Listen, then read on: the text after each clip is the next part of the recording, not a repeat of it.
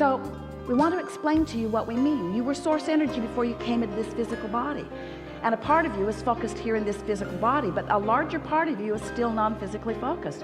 You are source energy, and a part of that source energy is focused here and now. So in your human form, you sift through, you know what you don't want, you know what you do want, you continue to sift through the data, and you constantly, whether you know you are doing it or not, are launching rockets of desire, where they're your personal preferences. When someone's rude, you want them to be nicer. When you're rude, you want to be nicer. When you don't have enough money, you want more money. In other words, life just causes you to sift and sort and launch these rockets. So this vibrational becoming is happening constantly. And it is a vibrational becoming. Now, it hasn't manifested yet, therefore it's unconditional. You see what we're getting at? It hasn't manifested into conditions for you to observe. It hasn't manifested into a condition that is unpleasant or into a condition that is pleasant. It's a vibrational rocket of desire that has created. If you've been listening to us for a while, you've seen all of our creative ways of trying to explain to you this stuff that is not physical into this what we've been calling a vibrational reality. We even gave it the name of a vortex. It's this vibrational state of being that is the precursor to everything else that is coming for you. So this vibrational state of being, which is where your inner being stands, it's where we stand, it's who you really are, has not yet manifested. It has become in terms of an idea. It has become in terms of a hope or a dream.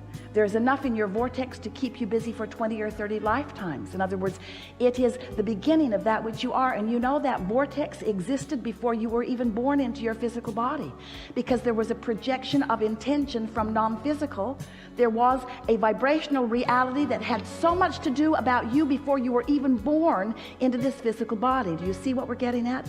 This vibrational precursor of that which is you. It was like the vibrational plan. It was like the vibrational probability. It's the vibrational reality. So now you're here in your physical body. You're adding to this vibrational reality. The question that we want to help you ask and answer for yourself is, how much of a vibrational gap is there between the things that life has caused me to ask for and the things that I believe, the things that I practice in my thought? And you can tell, two ways you can tell. One is by the way you feel. If you're joyful, there's no gap. If you're feeling appreciation, there's no gap. If you're angry, quite a big gap.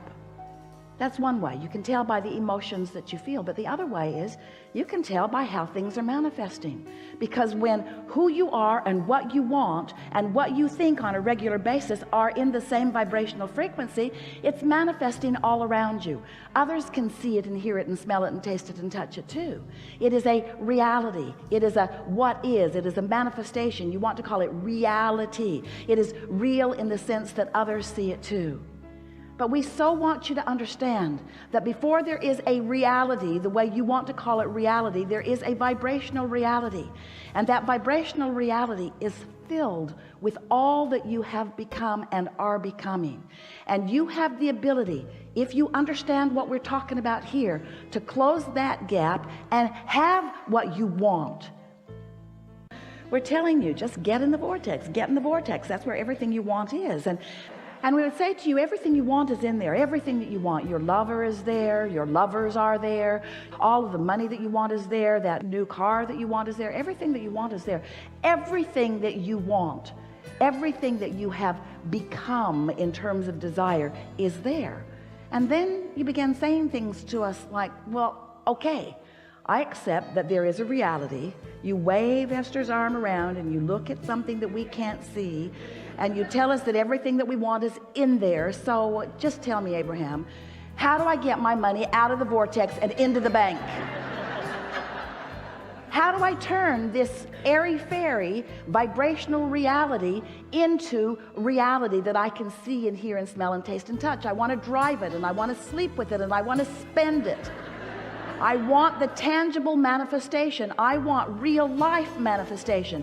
I don't want to just dream all the time. And we say, we want you to have that real life too. And you are having real life, and the real life that you're having is a vibrational match to the thoughts that you're thinking all the time. We're just suggesting that you could, if you care about the way you feel, close that gap between your dreams and desires and who you really are and what you are allowing into your experience. So over time, we've expressed this to you in a variety of ways. And for the most part, you're up to speed with what we've been talking about. We tell you that you are vibrational, and you hardly ever resist that idea anymore. We tell you that this universe is managed by the law of attraction. The law of attraction manages vibration. It's just simple laws of physics. And law of attraction is exactly the same way. You can't set your dial on Henri and have lovely things come into your experience. They are different vibrational frequencies. So then we began to talk to you about your emotions and what your emotions mean. And we talked about the different emotions that you might have, all the way from despair, all the way up to appreciation and love and joy. We began talking about the disc that you might be on, the spinning disc of emotion. If you're on the Henri disc, you're not going to rendezvous with people who are on the happy disc. It just doesn't happen. Law of attraction doesn't match you up that way.